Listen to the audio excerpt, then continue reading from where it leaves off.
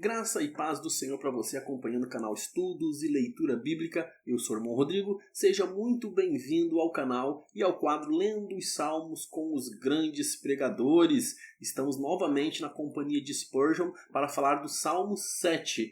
Inclusive, eu deixo aqui para as pessoas que estão acompanhando esse quadro, que estão gostando, se estão preferindo os comentários dos sermões de Spurgeon, ou se o resumo dos próprios comentários que ele faz ali dos capítulos versículo a versículo. Dessa vez eu tive bastante dúvida e acabei trazendo ambos. Talvez o vídeo fique um pouquinho maior. Eu vou ver se eu faço uma enquete para você me ajudar a responder sobre esse assunto, porque realmente ambos são muito interessantes e eu acabo ficando na dúvida. Por isso vamos aqui rapidinho, começando pelos comentários que ele faz versículo a versículo, tá?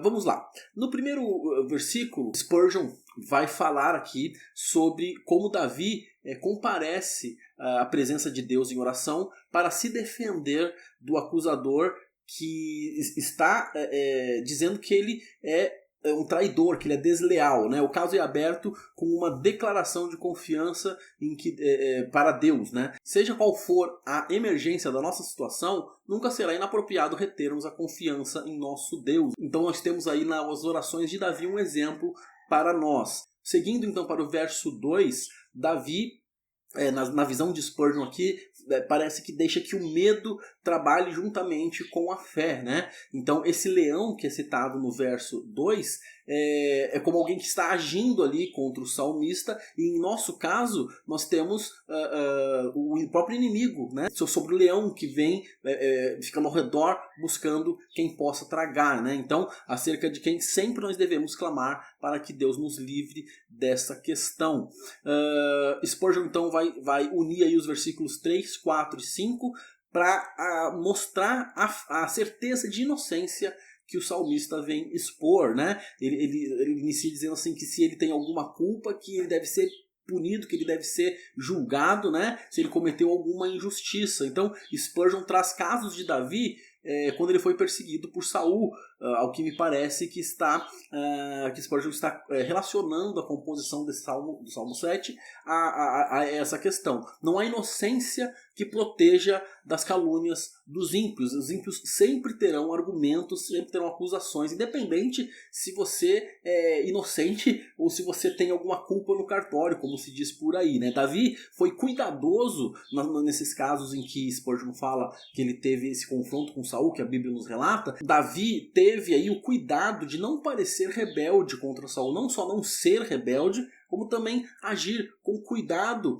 para mostrar respeito, né, a Saul e as pessoas que o cercavam ali. Então ele inclusive se refere a Saul como ungido do Senhor. Ele esteve ali em situações que ele poderia fazer mal para Saul, mas ele não faz, ele sempre respeita a autoridade e a unção que foi dada por Deus a Saul. Então, seguindo mais dois versos, o 6 e o 7, é uma nova oração do salmista baseada na declaração que ele acaba de fazer. Não há como orar demasiadamente, né? Ou seja, quando o nosso coração é verdadeiro, nos voltamos naturalmente em Deus em oração. Então nós vamos ter ali os nossos assuntos com Deus. No verso 6, Spurgeon destaca que que a fé de Davi moveria o Senhor a se vingar, né? a entrar em disputa em relação à questão de Davi. Diz também que é uma ilustração muito forte para expressar a ansiedade do salmista em que o Senhor assumisse a sua autoridade e tomasse ali alguma providência em seu favor, né?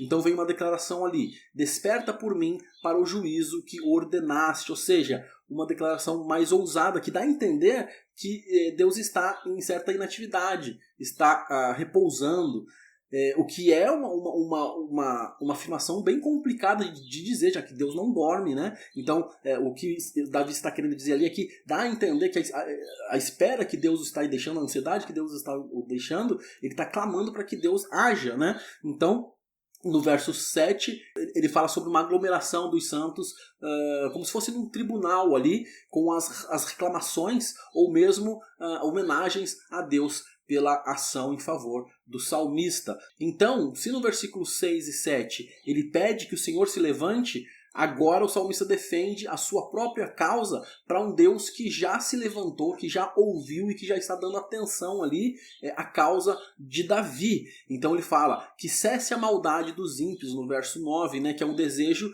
universal de todo crente. Né? A gente anseia em ficar livre das palavras das pessoas más, ficarmos livres da impureza. Então ele expressa esse desejo, que deve ser o desejo de todo crente.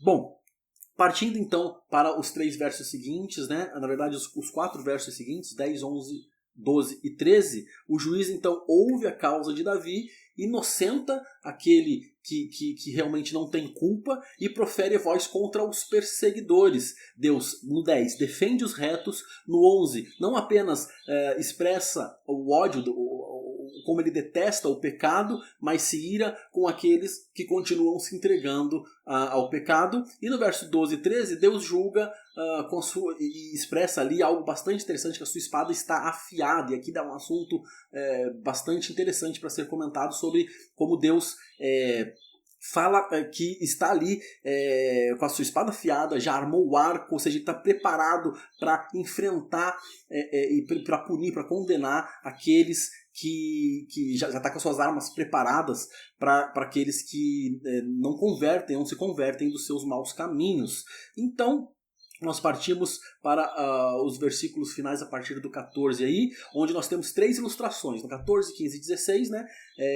Uma ilustração sobre a mulher em trabalho de parto, né? Que está cheia de dores, está cheia ali de ansiedade para se livrar daquilo que lhe causa dor, como se o ímpio tivesse cometendo pecado, mas ele só vai se livrar de toda aquela punição, de toda aquela dor, se convertendo, realmente se livrando do mal, se livrando do pecado, assim como uma mulher dá luz. Então ela pode se livrar das dores e realmente se alegrar a partir dali com a criança que nasce. Nós temos uma segunda ilustração sobre cavar um poço, onde a pessoa se dedicou ao trabalho sujo de cavar um poço para poder criar, na verdade, uma cova, né, para o seu inimigo.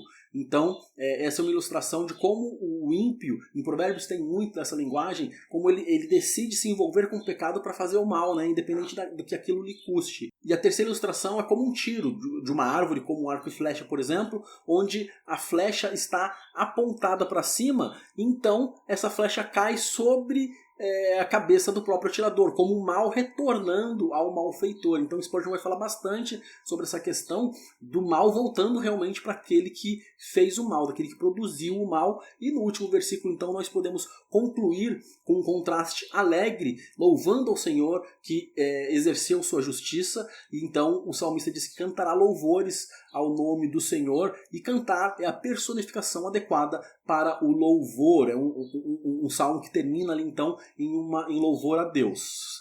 Bom, esses são os comentários de Spurgeon, e então eu queria comentar um pouquinho também sobre a pregação em inglês chamada Turn or Burn, que é uma frase que Spurgeon se apropria ali de Baxter, né, que é um outro grande pregador.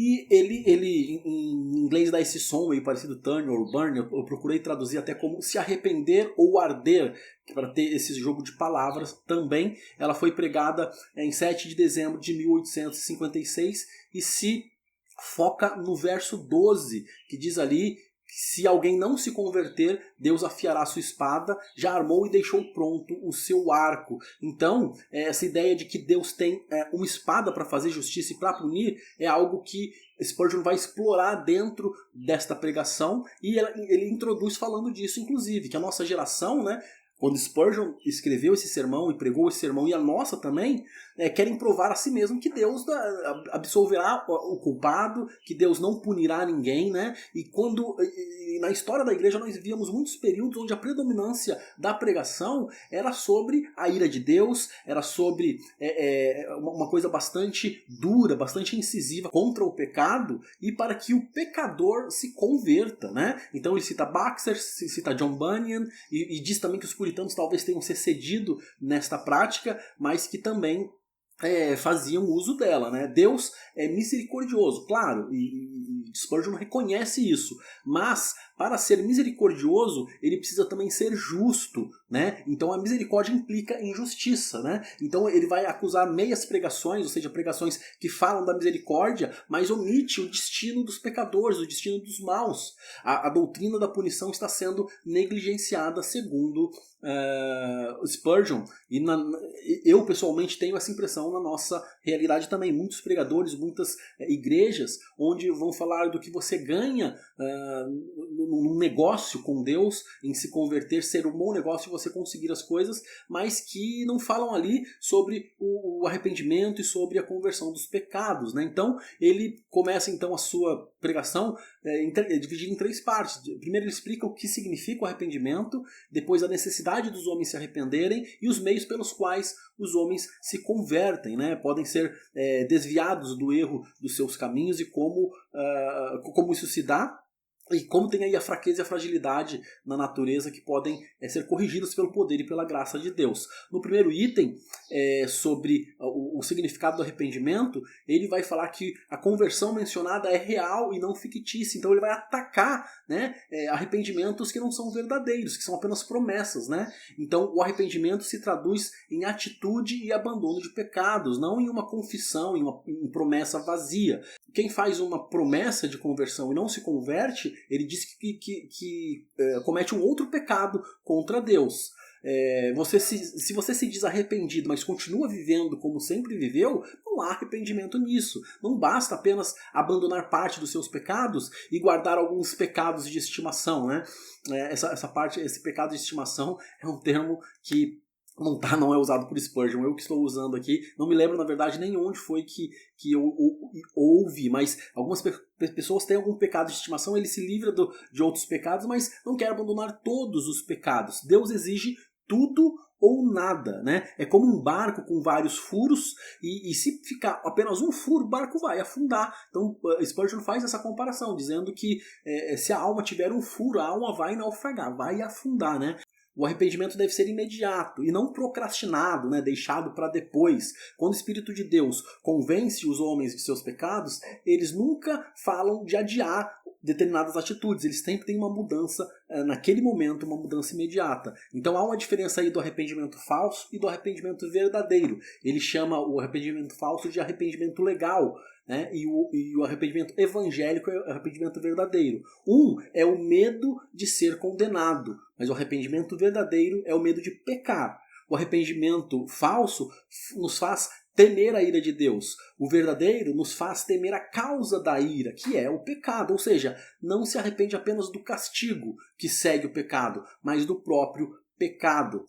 É como um bandido, um ladrão que se arrepende porque foi pego. Mas se ele não tivesse sido pego, ele continuaria cometendo. Se ele soubesse, se ele tem aí a possibilidade de sair livre, ele continua se beneficiando do erro, se beneficiando do pecado, né? Então, no segundo ponto, vem aí a necessidade de o homem de se arrepender. É necessário que Deus haja com justiça, ou seja, afie a sua espada. Ele vai justificar então esse termo dentro do versículo. O Deus bíblico não permite que o pecado fique sem punição. Se não houver punição para o pecado, ou se o homem for salvo sem arrependimento, isso contraria toda a Escritura, todas as Escrituras. Nossas próprias consciências acusam o pecado, e isso Spurgeon vai argumentar de que os pecadores podem negar isso, mas que em última instância as nossas consciências sim acusam o pecado, e assim ele entra no último tópico da pregação, né, falando sobre os meios pelos quais os homens se convertem, e diz que o homem não pode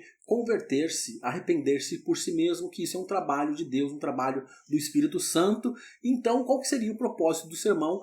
E eu me vi nesse trecho do sermão questionando qual seria o papel que eu faço dentro do canal, falando de sermões, falando da palavra de Deus. Então, a conclusão é que Jesus é a solução. Aquele que morreu no Calvário foi exaltado nas alturas para dar arrependimento e remissão dos pecados. No entanto, na sua glória, na sua misericórdia, na sua graça, Deus usa pregadores para que ele haja.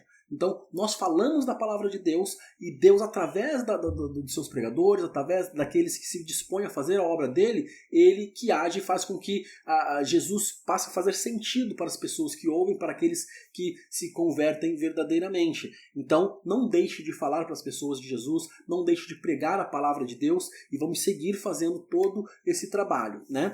Aqui Spurgeon encerra a pregação dele. Nós também encerramos então o nosso resumo sobre os comentários e sobre este sermão de Spurgeon. E eu quero lembrar você de procurar, eu vou ver se eu consigo deixar, não sei se dá para deixar o card aqui, ou se não eu vou deixar um link na descrição do vídeo para a gente poder escolher o que é melhor, se os comentários, se o sermão, ou se prefere realmente um vídeo mais longo onde eu fale dos comentários e também fale de um dos sermões de Spurgeon, combinado? Feito isso, eu agradeço a sua companhia, agradeço a sua audiência, deixe seus comentários, vamos conversar sobre esses assuntos, que Deus abençoe você e vamos seguir abençoando e sendo abençoados. Um ótimo dia!